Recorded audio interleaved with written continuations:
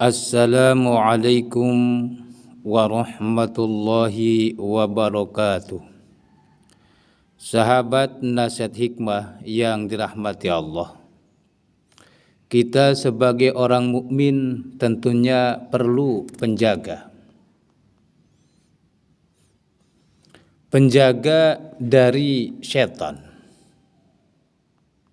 yang mana kalau kita tidak ada penjaganya, maka setan mudah menggoda kita. Dan kalau kita tergoda oleh setan, maka terjerumuslah kita. Sahabat nasihat hikmah yang dirahmati Allah, lalu apa yang menjaga kita sebagai orang mukmin dari setan? Yuk kita lihat satu penjelasan di dalam kitab Nashaihul Ibad. Di dalam kitab Nashaihul Ibad ada penjelasan seperti ini. A'udzu billahi minasyaitonir rajim. Bismillahirrahmanirrahim. Al-husun lil mu'minin minasyaitani salasun minal khisal. Benteng-benteng orang mukmin dari syaitan itu ada 3 hal. Ay allati tamna'ul mu'minin, maksudnya adalah yang bisa menolong orang mukmin, wa tahfazuhum, dan menjaga orang mukmin minasyaitan, dari syaitan. Salasun, itu ada 3.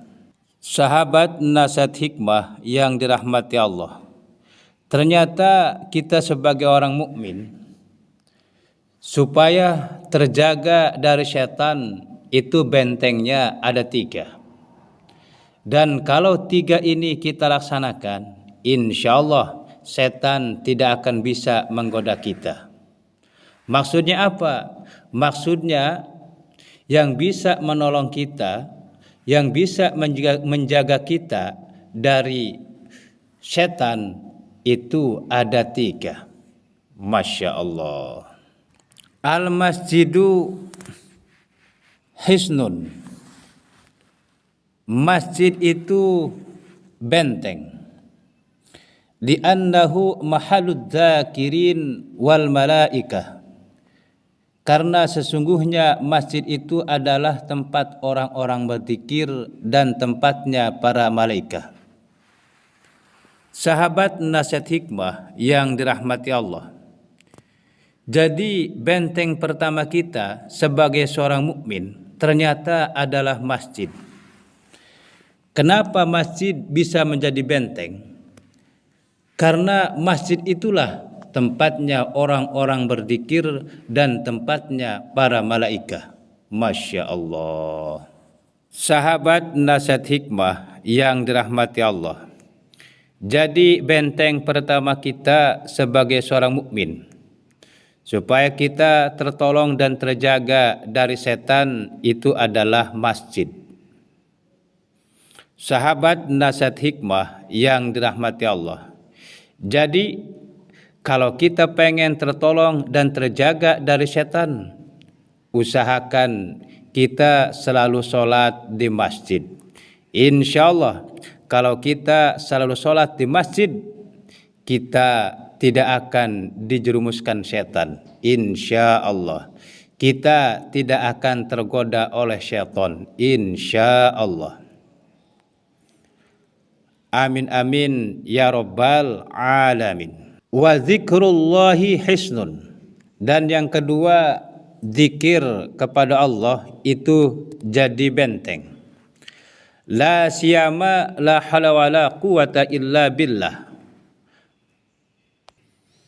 Apalagi kalimat la hawla wala quwata illa billah.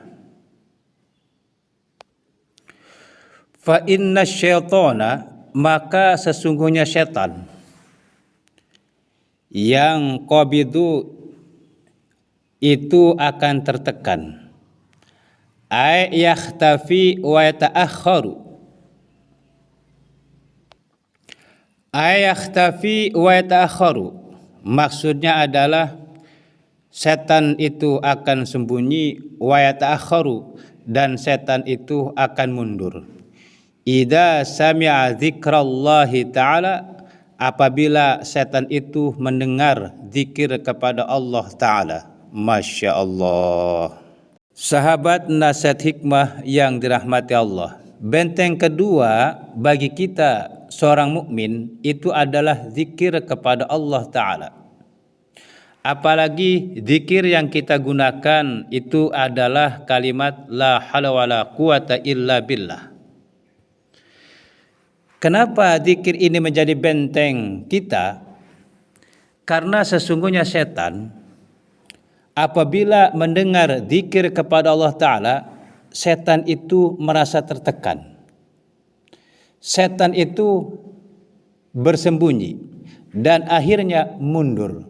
Insya Allah kalau sudah mundur, lari ke birit-birit. Masya Allah.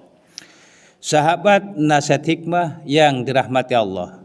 Jadi kalau kita pengen punya benteng supaya setan tidak bisa menjerumuskan kita, laksanakan zikir.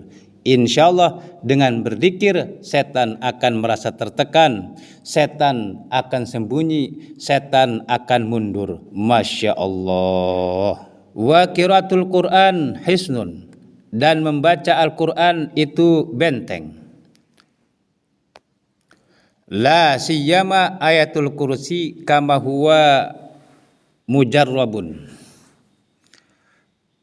Apalagi ayat kursi kama huwa mujarrabun,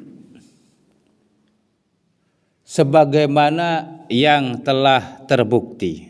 Masya Allah. Sahabat nasihat hikmah yang dirahmati Allah, jadi benteng kita sebagai seorang mukmin supaya kita tidak dijerumuskan setan itu adalah membaca Al-Quran. Jadi insya Allah kalau kita membaca Al-Quran maka kita punya benteng. Apalagi yang dibaca itu adalah ayat kursi, yang memang ayat kursi tersebut sudah terbukti. Masya Allah. Sahabat nasihat hikmah yang dirahmati Allah, jadi itulah benteng kita sebagai seorang mukmin. Ternyata benteng kita sebagai seorang mukmin supaya kita tidak dijerumuskan setan, supaya kita tidak tergoda oleh setan, yaitu ada 3. Yang pertama masjid, yang kedua zikir kepada Allah, dan yang ketiga membaca Al-Quran. Masya Allah. Sahabat nasihat hikmah yang dirahmati Allah, mungkin itu saja yang bisa saya sampaikan. Apabila ada kesalahan dan kekurangan dari apa yang saya sampaikan, saya mohon maaf dan mohon maklum.